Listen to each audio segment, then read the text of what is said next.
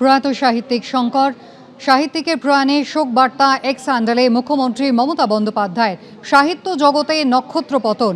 মুখ্যমন্ত্রী মমতা বন্দ্যোপাধ্যায় এক্স হ্যান্ডেলে পোস্ট করেছেন, প্রখ্যাত সাহিত্যিক মণিশঙ্কর মুখোপাধ্যায়ের প্রয়াণে আমি গভীরভাবে শোকার্ত। তাঁর প্রয়াণে বাংলা সাহিত্য জগতের উজ্জ্বল নক্ষত্রের পতন হলো। চৌরঙ্গি থেকে কত অজানারে, সীমাবদ্ধ থেকে জন অরণ্য, তাঁর কালজয়ী সৃষ্টি বাঙালি পাঠককে মুগ্ধ করেছে।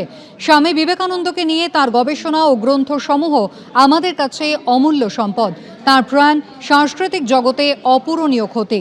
এক্স হ্যান্ডেলে পোস্ট মুখ্যমন্ত্রী মমতা বন্দ্যোপাধ্যায়ের।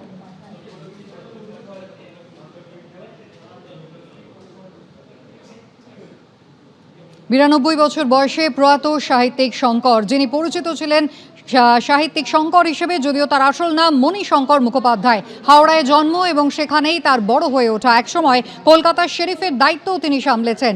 বছরের পর বছর ধরে তিনি আমাদের বাংলার সাহিত্য ভাণ্ডারকে আরও সমৃদ্ধ করেছেন তার একাধিক উপন্যাস, তার লেখনী দিয়ে। কৃষ্ণেন্দু অধিকারী আমাদের প্রতিনিধি রয়েছেন আমাদের সঙ্গে।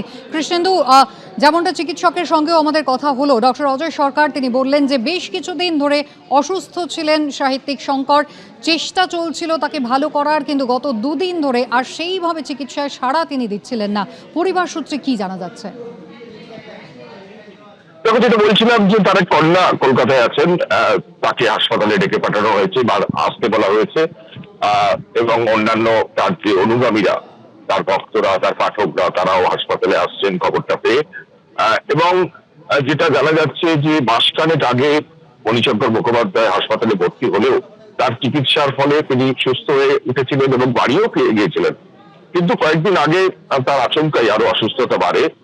তার একটা তন্দ্রাচ্ছন্ন অবস্থা, সেইটা থেকে তিনি কাটিয়ে উঠতে পারছিলেন না। তার খাওয়া দাওয়া বন্ধ হয়ে যায়, টিউব দিয়ে খাওয়ানোর ব্যবস্থা করা হয় এবং সেই অবস্থাতেই হাসপাতালে নিয়ে আসা হয়।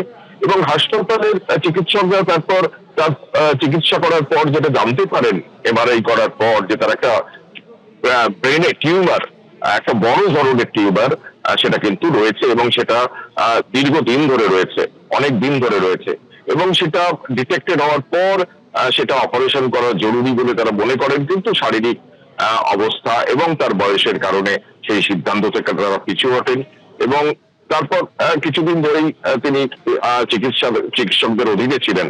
তারপর একটা ইনফেকশন আসে তার শরীরে এবং সেই ইনফেকশন থেকেই, যেটা চিকিৎসকরা জানাচ্ছেন বা হাসপাতাল সূত্রে জানা যাচ্ছে, যে 1:05 নাগাদ তার জীবনাবসান হয়।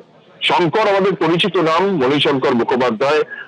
দীর্ঘদিন আগে লেখা তার উপন্যাস ত্রয়ী আজও মানুষের মুখে মুখে ফেরে। তুমি জানো যে চৌরঙ্গি, সীমাবদ্ধ, জন অরণ্য কতদিন আগে লেখা, কিন্তু আজও বাঙালির মুখে মুখে ফেরে। এবং আজকালকার দিনেও যদি খোঁজ নাও তাহলে তার উপন্যাস এখনো বেস্ট সেলার কিছু কিছু।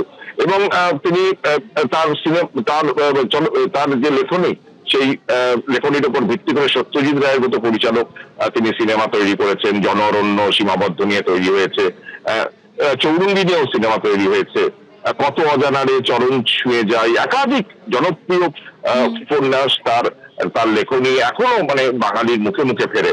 এবং সেই শঙ্কর, যিনি দীর্ঘদিন নির্বিবাদী, বিতর্কে কখনো দেখা যায়নি, বহিমিয়ানিজম তার চরিত্রের মধ্যে ছিল না। এবং যে সময় সুনীল গঙ্গোপাধ্যায়, শক্তি চট্টোপাধ্যায়, সমরেশ মজুমদার, মানে সেই পর্ব পেরিয়ে শঙ্কর অনেক সিনিয়র হিসেবে তিনি ছিলেন, তিনিও চলে গেলেন। বাংলা সাহিত্যের একটা শূন্যতা তৈরি হলো। শঙ্খ ঘোষ চলে গেছেন, নীরেন্দ্রনাথ চক্রবর্তী চলে গেছেন। নিঃসন্দেহে কৃষ্ণেন্দু, একটা বড়সড় শূন্যতা সৃষ্টি হলো, অপূরণীয় ক্ষতি কিন্তু বাংলা সাহিত্যের। এবিপি আনন্দ এগিয়ে থাকে, এগিয়ে রাখে।